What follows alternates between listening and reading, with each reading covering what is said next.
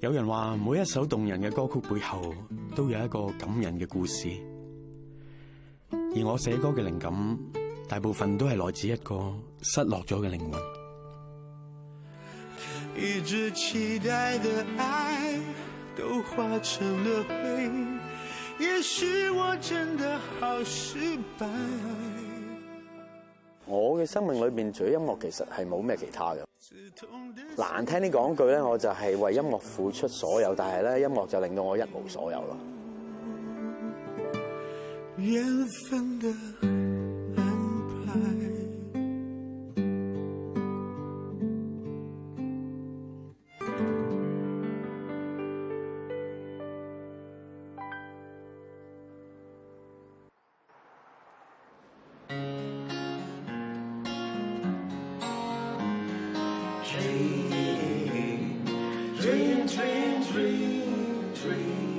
我識阿占到而家30幾年噶啦，即係中學嗰陣時識嘅，到而家啦。佢嗰啲唱歌嗰啲細胞咧幾咁強勁，即係佢幾乎曲不離口啊！真係。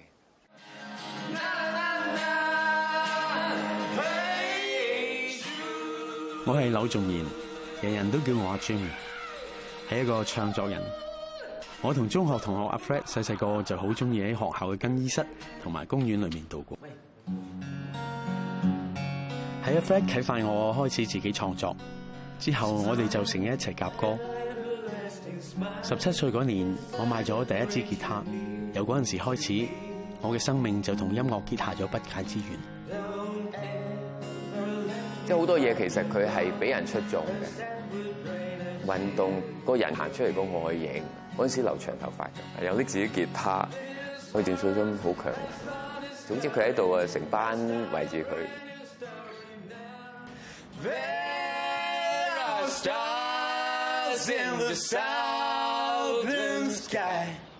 1989年，我參加咗 Cash 流行歌曲創作大賽，之後就入咗行，寫過王菲嘅《紅豆》、陳奕迅嘅《綿綿》、張國榮嘅《冤家》。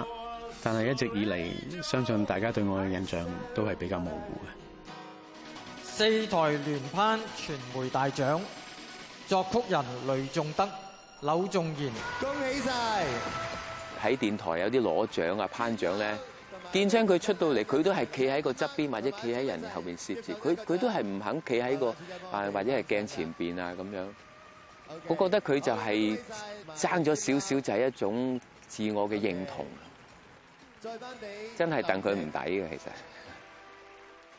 嗰啲嘅咁好嘅歌嘅背後嘅成就咧，其實應該係佢得嘅。起碼佢都可以分享到，即係喺嗰個成功背後，佢可以分享到多啲咧。我諗係即係卑微慣咧，就有一種卑微嘅心態同埋行為咯。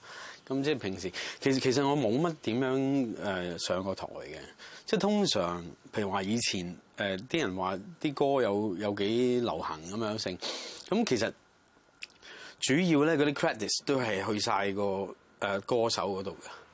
全球華人至尊金曲獎作曲柳重言，作詞林若寧，主唱陳奕迅。700年後，2010年初。我先係第一次，因為我作過嘅歌上台嘅。咁嗰次係 Eason 嘅700年後啦。咁仲係佢喺台上面見到我喺下邊，阿 Jim 上嚟，等大家見下你，知下你係邊個咁。即係喺咁嘅情形底下，亦都唔係話真係要預咗俾我上台嘅。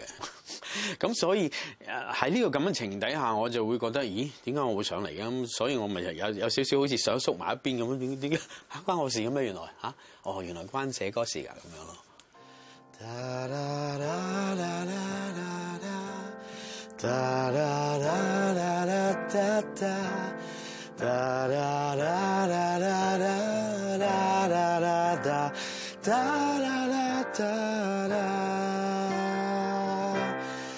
其實我由頭到尾咧，我只係相信真實靈感嘅。我好相信真實嘅靈感先至可以觸動到人嘅。雖然我哋細個嘅時候已經聽老師講話，你要感動人，你要先感動你自己。咁我就一路捉住呢個宗旨啦，即係話我寫出嚟嘅嘢，我當時真係有感動，我先至會從來未愛你。即係呢啲嘢先至會出嚟咯，係真嘅。呢個係我睇完玉置浩二2000年嘅演唱會，咁我翻到屋企攞支利用吉他，我諗如果我係佢，會係整啲咩出嚟咧？咁跟住佢嘭即佢會自己流露出嚟嘅，你制止唔到嘅。你記咗前面嗰句，後邊嗰句就已經叭聲嚟咁樣。呢啲就係我所謂嘅真實嘅靈感咯。由細玩到大咧。睇到佢寫咁多好嘅歌，佢寫嘅歌真係好襟聽，不得已，即係仲係好有一種深度。佢曾經寫過一首歌咧，就係陳奕迅唱嘅《單車》。咁佢裏邊嘅歌詞就話：個小朋友坐住喺個爸爸載住佢喺後邊攬住佢條腰嗰陣時，嗰種嘅難捨難離嗰種感覺。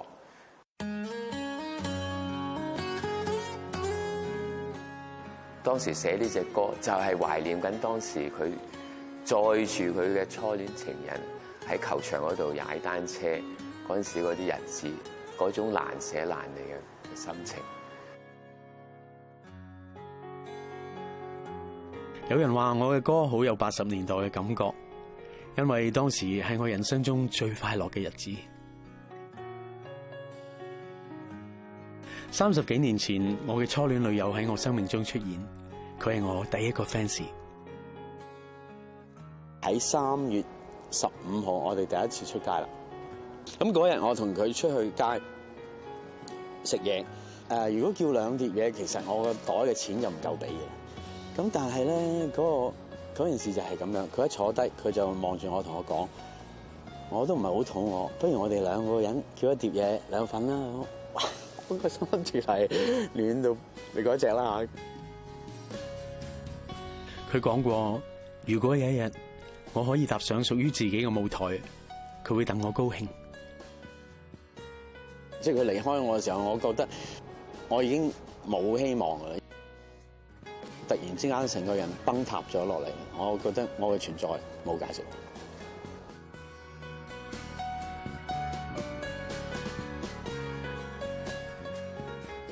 其實我睇愛情係可能睇得太大嘅。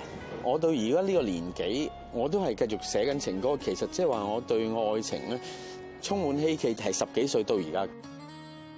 因為我覺得我仲未曾尋覓到我自己所謂嘅真愛咁樣，咁我就繼續寫情歌落去咁樣。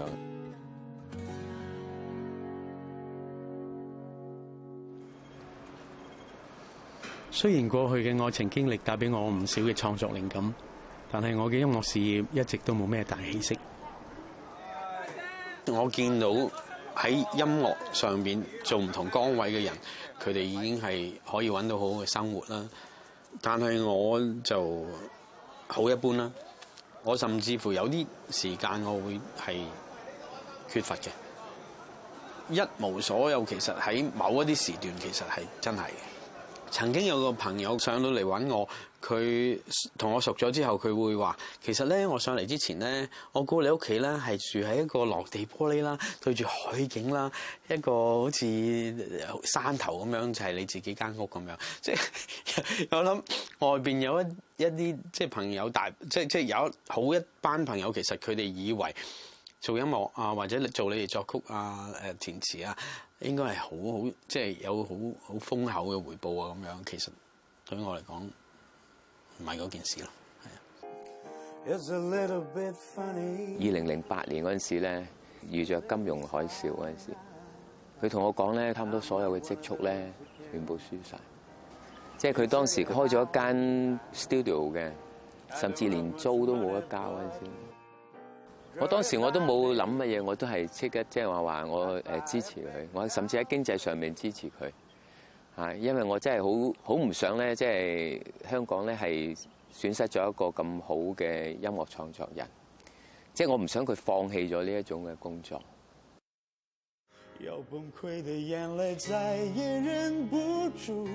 即係喺覺得好困難嘅時候，其實會諗，如果我能夠做第二啲嘢，揾錢嘅機率係大過做音樂嘅。咁而我喺嗰度揾到嘅錢可以 support 到我咧去做自己中意嘅音樂，咁係咪就係最理想嘅咧？心甘情願從未對你恨之入骨，我的思念在燈火闌珊處。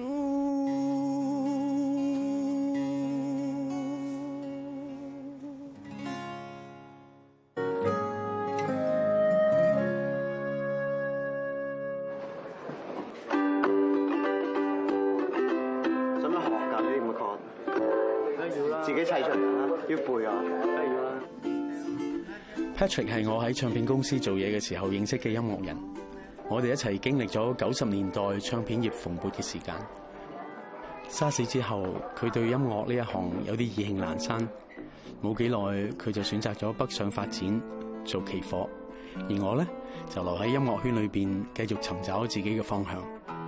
咁啊 Jim 就好明顯，佢唔係一個好外向、好交際嗰啲人。咁所以其實喺幕後嘅圈子裏邊咧，佢未必係會同啲歌手會打得好熟嗰種。香港個媒體個玩法就係即係叫做，我唔怕講一下，叫跟紅頂白。即係當其時最紅係邊個咧？咁年尾就你會見到嗰個人就攞晒啲獎咁咯。嚇，咁好講人氣咯。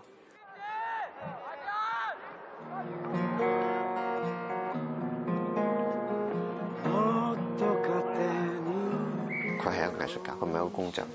佢可能唔適合喺呢啲壓力或者 deadline 裏邊去夾硬交啲嘢，一定要迎合你所有嘅要求。有一個歌手要收歌，唔知究竟係佢嗰一輪冇靈感定咩？即係總之就係即係過咗個 deadline 佢冇交到嚇。咁但係隻碟又要啊嘛。咁最後佢決定就係去個 publisher 度揾阿 Jim 啲舊貨喺裏邊抄。點知就抄到一隻出嚟嚇。仲 hit 咗添，仲係即係當年即係嗰一年啊嚇，就係打榜最高分嘅歌。文明能壓碎，情懷不衰，無論枯乾山水，舊時年月後入垃圾裏，你我一起同居。我通常寫嘅歌，全部都係屬於我自己內心嘅感受，有所觸動而 output 出嚟嘅嘢，即係譬如話，嗱 Jim，我俾2個禮拜你咁樣，你幫我搞啲嘢。咁我嗰2個禮拜，如果真係冇嘢觸動到我，即係我唔會特登係嘗試去堆砌一啲嘢俾佢，因為我過唔到我自己。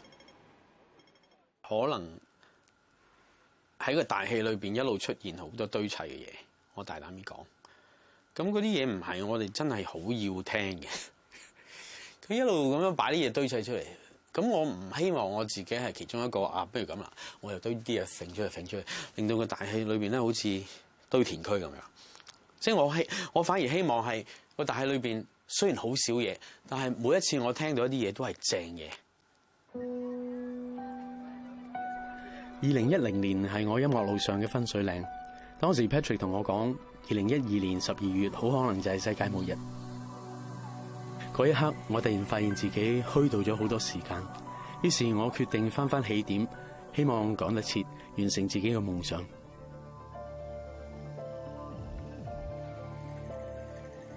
有一段時間可能跟隨住呢個命運嘅安排，我寫咗好多歌俾好多唔同嘅歌者咁樣。咁去到尾，佢哋 remind 翻我，其實咧，你點解會寫咗咁多歌出嚟？其實好主要嘅原因就係因為你自己中意唱，提醒咗我啦，即係俾我一個比較大嘅一個動力，就係哇，我寫咗俾人哋唱晒，咁我自己其實冇認真唱過我自己寫嘅嘢喎，咁樣好似咦係咪真係做漏咗啲嘢咧？咁樣咁喺呢個大前提，我就逼自己喺10年到12年裏邊就做咗我自己隻碟咯。出 CD 只係第一步，我最終嘅夢想係揾到自己嘅舞台。我想更加感受到我自己究竟可以做到幾多，就係我寫。我唱，咁啲人嘅 feedback 就係最真㗎啦。哦，原來唔係好得喎，咁即係我個問題咧。原來咦都得㗎，咁即係話咦可能我都得㗎喎，咁樣咯。咁啊越做就越有興趣咯。咁我而家係燒得火熱嘅，我好 ready， 我要去唱歌。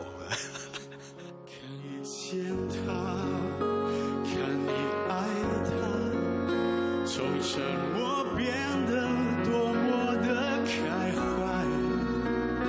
应该为你高興，還是為我自己悲哀？站喺台前嗰個感覺係好受用嘅，係好爽嘅，因為所有人嘅注意力都喺晒你身上嘅。咁但係呢樣嘢又幾得意咯，即係你係要戰勝自己嗰啲恐懼心啦，令到自己淡定啦。如果真係做到好咧，你會好有滿足感啦。其實呢個滿足感係特別大嘅。咁而家我會好積極咁樣隨緣咯，即係話我做好我自己個 part 先。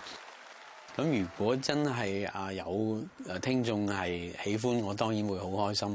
咁佢哋如果有呢啲反應嘅話，亦都係我嘅動力啦。我會繼續咁樣。繼續落去啦，係啊！有啲似釣魚嘅感覺。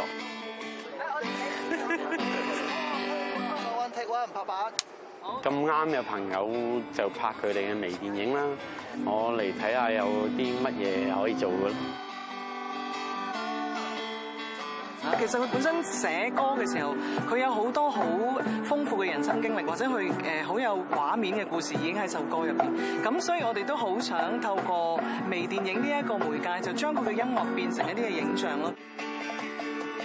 我覺得今時今日咧，淨係 audio 係好難可以即係 draw 到啲人嘅 attention， 即係話我哋要話埋畫面咧就會穩陣啲咯。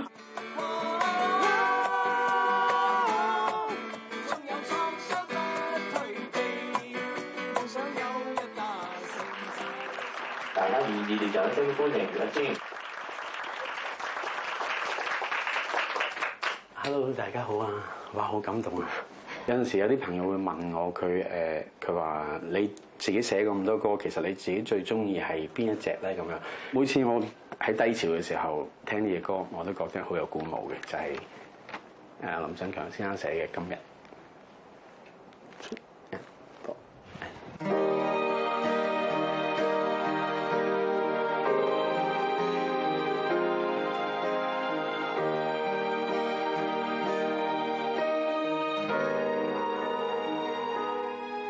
今日事情如不順，今日問題如不盡，像處圈中圈，要斷也了不斷。若今日你倦了，頹然看，容許我送贈暖，准我漫漫長路沒斷，亦如初戀。當日熱情燃不盡，今日熱情燃不盡，就算怎都好，你願我更加願。既然揀咗呢條路咧，行到呢個階段咧，唔使停㗎啦，繼續行落去。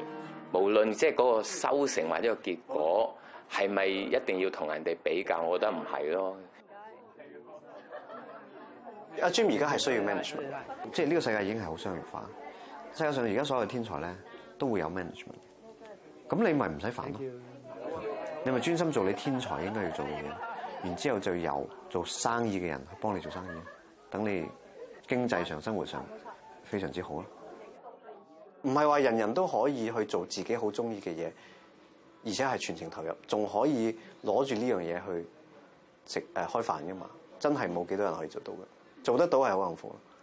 抬頭吧，相信愛你便能飛，敢交出你會創出傳奇。別還人生是避無可避，卻沒人可驅使愛別離。抬頭吧，黑暗過會。抬頭吧，相信愛你便能飛。到呢一刻，能唔能夠圓歌手夢，其實已經唔再重要啦。始終人生充滿變幻，避無可避。自從初戀女友離開咗我之後，我只希望能夠用音樂繼續滋潤我餘下嘅人生，填補我呢一段空白咗嘅緣分。你眼睛牽我飛。